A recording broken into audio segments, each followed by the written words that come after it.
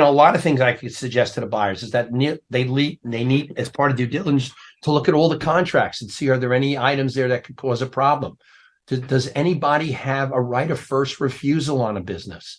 We've seen this a lot in the IT businesses. When they start out, the first large customer has the seller or has the owner give them a right of first refusal or an option to buy the business, and that has to be waived.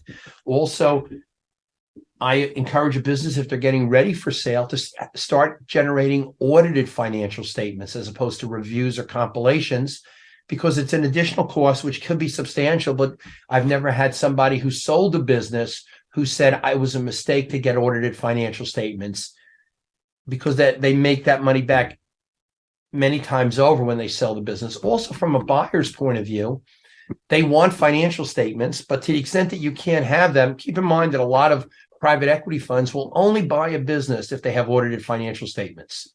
There's many businesses out there that don't have audited financial statements.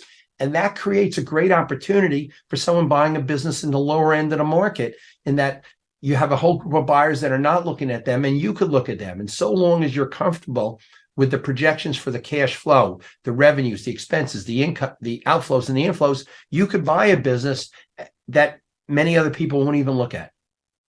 Yeah, it's such a great point about the audited financial statements. I guess this goes into, I mean, both of our heads are at right now your book on selling a business, and I'm sure you have in that book that if you're going to sell a business, it's a long-term decision. You need to start planning for that well in advance.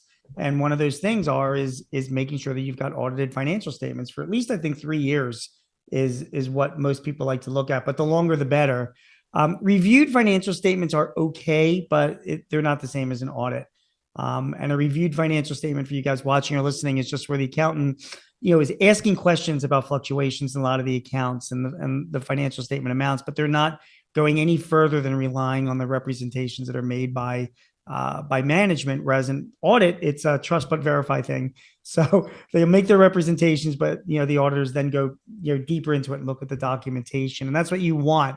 When you're buying a business, you want to be looking at the financials that have been audited. Well, the lowest levels of compilation, where the accountant just takes what the business owner gave and puts it in format, review the accountant does internal testing, and an audit, they do internal and external.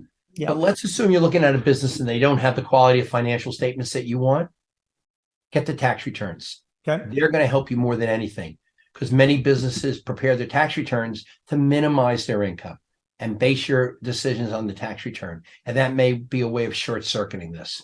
It's a great point, because you're absolutely right. The audited, if people are getting external financial statements done, it's usually because a bank is asking for it. And their motivation there is to make their financials look as good as possible for their bank.